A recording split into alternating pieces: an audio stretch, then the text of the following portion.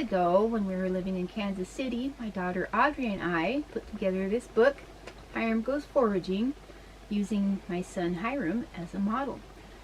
Well, we've moved since then and things have been busy, but I finally thought that I would get the book published when, due to the coronavirus scare, the publishing companies, the printing presses, are not working currently, from what I've heard. So I thought, in lieu of publishing it and having it for sale, that as a preview of the book, I would read it to you so you can have it for your family to use this spring, so you can learn what plants are good to eat that grow around your yard.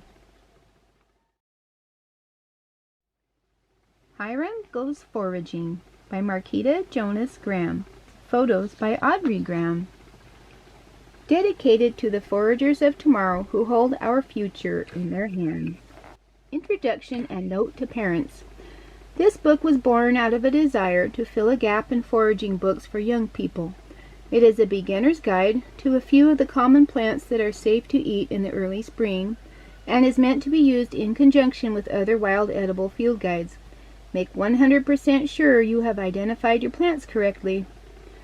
There are introductory photos of each plant, followed by an identification page for parents, teachers, or older children. There are sample recipes in the back. Everybody's body is different and may react differently to new types of foods. Begin with just a small amount, making sure that you have no adverse reactions before consuming more. Plant identification. Chickweed, Stellaria media. Tiny white flowers have 5 petals that look like they were cut down the middle. Flowers are on the end of long stalks, which spread in all directions. Leaves are oval-shaped and smooth, roughly 1 inch long by 1/4 inch across. A line of fine hairs runs down the stem in a curved fashion, one of the earliest greens to appear in spring. Plant identification. Cleavers, Galium aparine. Flowers are tiny and white with 4 petals fused at the base. Flowers followed by nutlets. Single stems with square, bristly edges. Sometimes grows in mats over taller plants. The leaves form circular rosettes in groups of 6 to 8, growing in whorls along the stem. Plant identification. Dandelion, Taraxacum officinale. This plant has slender, hollow stalks that bear single heads of yellow flowers. The flower heads open in the morning and close in the evening. Mature flower heads turn into downy white balls of parachute seeds that fly on the wind. Stems grow from a basal rosette of deeply toothed leaves, believed to look like the teeth of a lion. Plant identification. Dead nettle, Lamium purpureum. Flowers vary from pink to deep reddish purple. They are two-lipped and form a loosely packed whorl around the stalk near its apex. The leaves are toothed and pointed on square stems, and those near the top have a reddish-purple tinge. The plant is much branched and grows to about 10 inches tall. Plant identification. Field garlic, Allium species.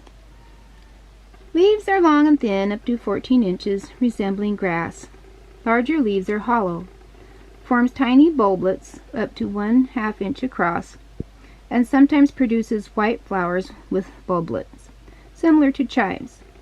Has a definite onion odor which should always be present. There are poisonous lookalikes which have no onion odor, so be careful when harvesting. Plant identification. Ground ivy, Glechoma hederacea. Flowers usually grow in clusters of 3 in the area between the stem and petiole. Flowers are blue-violet, 3/8 to 5/16 inches long. Leaves are opposite, nearly round, on long petioles. Leaf edges are scalloped with large, rounded teeth. Stems are square, trailing, rooting at the nodes, mostly hairless, but with occasional short, stiff, backward-pointing hairs. Plant identification. Hairy bittercress, Cardamine hirsuta. Flowers are less than 1/4 inch across, with 4 white petals. Seed pods are green, bean-shaped, up to 1 inch long. Shepherd's purse, Capsella bursa-pastoris. Flowers are less than 1/4 inch across, with 4 white petals. The heart-shaped seed pods are supposed to resemble the purses carried by shepherds of long ago. Flowering stalks are from 4 to 20 inches long. Field Pennycress, Thlaspi arvense. Flowers are less than 1/4 inch across with 4 white petals. Flat seed pods are 1/2 inch wide, round to oval, winged, and have a notch at the tip. Leaves first develop from a basal rosette. Lower leaves are oval to spatula-shaped with wavy to slightly toothed margins, rounded tips, and distinct petioles. Plant identification. Lambsquarters, Chenopodium album. Grows up to 3 feet high. Leaves are goosefoot shaped, hence the other common name goosefoot, and have a white powder on the undersides. Water beads up on the leaf surface. Flowers are unnoticeable, growing on a central spike toward the end of summer. Plant identification. Stinging nettle, Urtica, dioica. Plant has fine-toothed, tapered, somewhat heart-shaped leaves that are 1 to 4 inches long. Stem is square with ridges on the sides. Thin catkins of tiny green flowers grow from the leaf axils. Early spring leaves may have a reddish tinge. Mature leaves are oblong and the entire plant is covered with fine stinging hairs. Grows from 3 to 7 feet tall. Plant identification. Thistle, Cirsium species and Carduus species. Biennial plants, forming rosettes in the first year, then flowering in the second. Leaves in the first year rosette can be up to 2 feet long. Leaf margins have prominent spines and plant does not bleed white sap when cut. Flowers are 3/4 to 2 inches in diameter. Flowers may be red, pink, purple, lavender, or white, which is rare. All true thistles are edible, and all parts of the plant can be eaten. Plant identification. Common blue violet, Viola species. Leaves are heart-shaped and slightly downy, growing in a rosette. The flowers grow singly on long stalks and are generally deep violet to light blue. The showy flowers do not produce seeds, but seeds are produced underneath the leaves. Violet roots can be used medicinally, but they can make you vomit and are toxic in large amounts. Plant identification. White pine, Pinus strobus. Soft blue-green needles range from 3 to 5 inches in length and grow in bundles of 5. The cones are 4 to 8 inches long and slightly curved. The bark on young trees is smooth and light gray, becoming dark gray to black, with flat plates separated by shallow fissures on older trees. Glossary.